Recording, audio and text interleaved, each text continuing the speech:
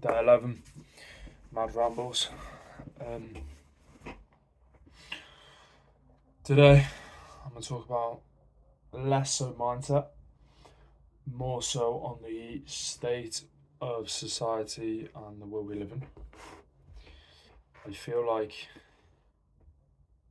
it's mad how the world has changed so much over what feels like such a short period of time. Whether that's an intervention with social media, whether it's a lot of things sort of happening over a long period of time, but only really coming to the forefront in a short space. It's like the perception of happening overnight, but it's not really. Or whether it's just always been happening and I've just perceived it wrong and not really noticing. It happened when I was younger. But like I was watching an interview today and the guy was talking about it was an Andrew Tate interview with the BBC. I love him, I hate him, doesn't matter. What the point I'm trying to make is the way in which the journalist went at him and the way in which she just stumbled on what she was saying. She fabricated a load of stuff, trying to catch him out on a load of stuff. Yeah, cool, that's journalism. She's trying to get the scoop on an interesting topic or whatever, and she's trying to get him to say stuff that people react to or harm him for whatever reason. But what fascinated me was the way in which the media just blatantly clips stuff and lies about stuff to suit their agenda. I presume this has always been happening. The only difference is you're more aware, perspicacious of it in today's day and age with social media and everything that's happened with things like COVID and stuff. You're more prone to fact checking and more aware to stuff. But I still think it's frightening in the road we're going down as a society and how freedom of speech is being so pigeonholed and how people like him are getting absolutely destroyed and scrutinized. Yet there are hundreds of problems, 10,000 times worse, that are just rife in places like London or wherever you are, in like the UK and beyond. And how we just fixate ourselves on the most stupid of problems and don't properly try and do anything better for the society. It's like politics. Politics just feels like politics really just is at this point in time. You're voting for someone to come in that might make kind of a few changes, might shake it up a little bit. But ultimately, the whole path is going to be the same. Nothing's really going to get done, regardless of if you're left and you're right. And people are so passionate about this because at the end of the day, it's their only bit of autonomy. Like they get to choose who they're going to vote for, so it means something to them. When in reality, they're like choosing within a little box. You know? It's like being like, you can do whatever you want. You can do whatever you want in this room. I want to go outside. No, no, no, no. In this room. Or can't go in this room. No, no, no. This room. Whatever you want. It's not really a choice, then, is it? And then people get so passionate about it and so into it and just so aggressive about, you're Tory, you're Labour, idiot, whatever it is. And at the end of the day, they're both stupid. They're both as stupid as each other. Because ultimately, whatever's going to be done, it's going to be so fucking minute anyway. Who gives a fuck? But then, like, oh, no, no, no. You got to care. It's your right to vote. Your right to vote. Being given this right to vote. It's like saying, oh, yeah, great, I'm fucking given my right to choose what I want to do in this room. Yeah, cool, I'll have that. But is it really like democracy and freedom? No, because it's like UK is just Labour Conservative. You're picking one of the two. To be honest, no one else is really going to get in.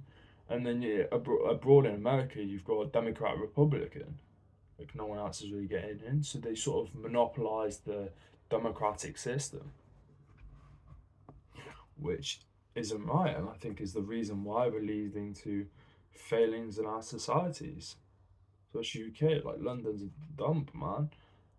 You know, and the week, and you know, you have hear all these things about violence and knife crimes and stuff, epidemics like that, and then they're trying to teach kids in school about genders. Why? Like, why? You know, the most advancements we've ever made in society in the last 100 years, ever made. Some of the biggest civilizations and countries in the world. No one fucking did gender studies. No one did gender studies. No one worried about, you know, these little things, whatever it is.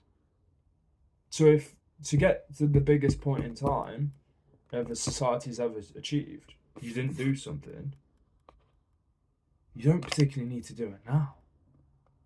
And it's the fact that people think we need to do it now shows the lack of problems that we have and how great our society is, right? Because people are fixating on them. But then you think that and you think, well, no, we don't have a lack of problems because we still have these things like knife crime, you know, stuff that I mentioned about people going out of jobs and whatnot. So we do have problems, but people are still fixating on these things because it's sort of politics these days feels like it's just sort of run by society. You know, in the terms of it's run by what everybody sort of kind of likes and wants to happen and feels fun to sort of go towards, rather than all right, cool, can we actually make positive change that impacts a wide range of people? You know, because yeah, cool.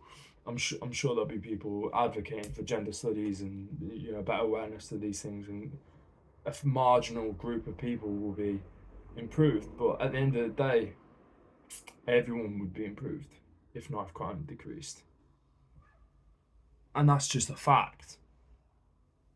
You know, it's America. School shootings stopped. Everyone would it. Lives would increase. Every single person, their lives would increase. But when you talk about gender studies, it's like 5 in every 1,000. I don't know literature on that, so I don't know. Maybe that's very wrong, but like that's what I perceive it to be. So in society, we sort of just focus on the wrong fucking things.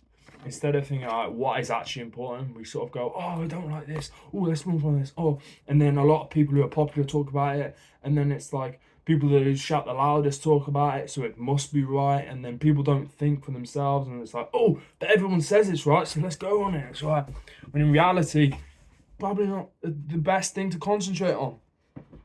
You know, and you're just concentrating on it because everyone else is. And it's like Andrew Tate thing. Like, if you don't like him, go, don't like him. Maybe I don't like him.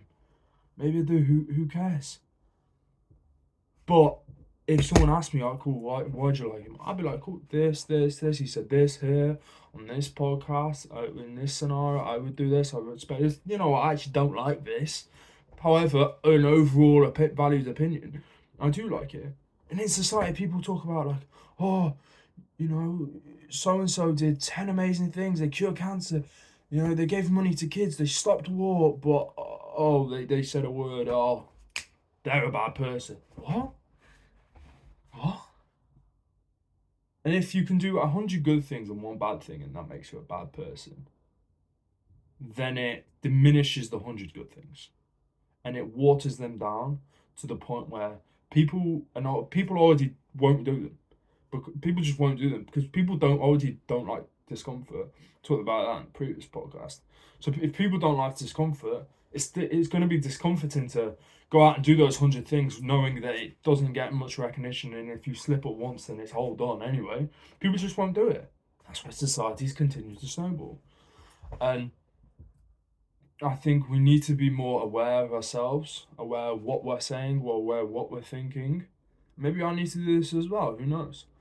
I probably do, and we're all trying to learn, try to get better. But I think if people just sort of think about the what people are saying to them and what they're believing in better, and actually have concrete reasons for believing stuff and not going off what Janet said, who Sarah told her, who found stuff off TikTok, we'd be in a much better place. And that is 10 minutes already. Bit of a rant today, but it was decent. I've been Keenan. Peace.